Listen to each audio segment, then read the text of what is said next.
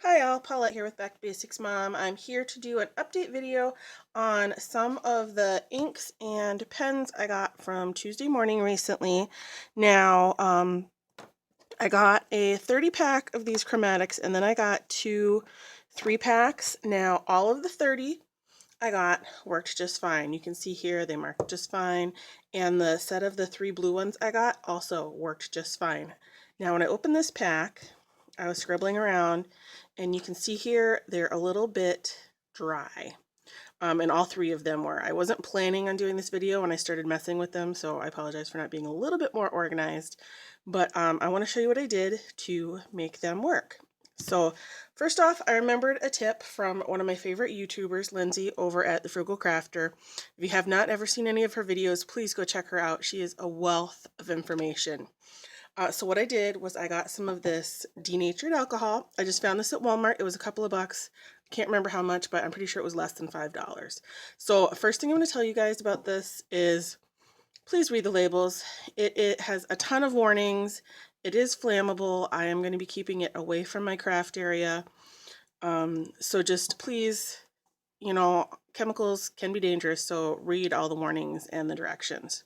So I used a little bit of this. I put it in a little flexible, actually it's an old kids medicine cup that I have, and I have a little jewel to weight it down, and I use it in my craft room all the time, but it's flexible. So I put just a little bit in here, like barely any, a few drops, and I opened up the markers. So most of these I could just open using my fingers, but some of them were a little tight, so I'm going to use my needle nose pliers. What I did is I put a little alcohol in there, took this off, and I put a few drips in. Now, when you put your drips in, don't freak out, but the end of your little marker piece is going to turn like a white color and look clear like you've erased your color. Do not panic. Just put your covers back on, put these back in, snap them in tight, put your covers on, set them aside. I left mine overnight.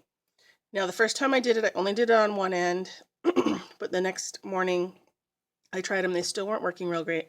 So I did it again and I put a few drops on each end. And then when I came back later in the day, they were working fine. So I want to show you now how they work. So see, easy peasy. Just define both of the ends. Beautiful. Now when I first tried these were so dried out. So if you hear any wiggling down here, that's my son. He's visiting with me, watching me make videos today because it's kind of a rainy day and he's kind of bored. So you want to say hi? Hi. There he is. So, and he thinks he wants to do videos someday too. So he's hanging out watching me. So anyway, you can see they mark beautifully now. If you compare them to these old marks here that are all dried out, very good. Now, I also wanted to update you on the ink pads that I bought because I had not seen these before. And I got like, I don't know, 10 of them. But here's the stack. And something I did to help me along was I labeled them all and I put little color swatches there. So I did that just to make it easier for me when I was crafting. Now, I have to tell you, I'm really impressed with this Ranger ink because it just smooths out beautifully. So this was one of the first tests I did, and I used a big solid impression stamp. They're both actually from Stampin' Up, and historically, the really big solid images, I don't know about you, but for me, I have a terrible time with them. But I was really impressed with this Ranger stamp. I did use my stamping tool that I made in one of my last videos, and that helped me a lot because I did have to re-ink it quite a few times. So you can see this is the magenta. Now this is the Stampin' Up! Ink. Now this one did even out pretty well, but I'm going to tell you, I personally struggle with Stampin' Up! Ink. I do not generally have a lot of luck with it. I stamped it, then I did a swipe across, which I don't normally swipe my ink pads, but I did, and you can see a few of the streaks here. Now, if you have your tips for me, that's great, fine, leave them below. But I'm going to tell you, I think I have watched almost every YouTube video. I've watched Jennifer McGuire, everybody talk about struggling with these solid images. And this particular brand of ink is just not my friend on these kinds of stamps. So those are my first tests that I did. Then I used another color. So again, this is the Ranger, and this is the Stampin' Up. Again, the Ranger, it came out beautifully. And the Melon Mambo, you know, it's such a pretty color, but I had to stamp it so many times to get a solid image that it came out way darker than I really wanted it to be. So, and you can also see on this one, it really feathered around the edges pretty bad because I had to put so much ink on there. And then I did it one more time, and this time I tried out a Memento ink as well.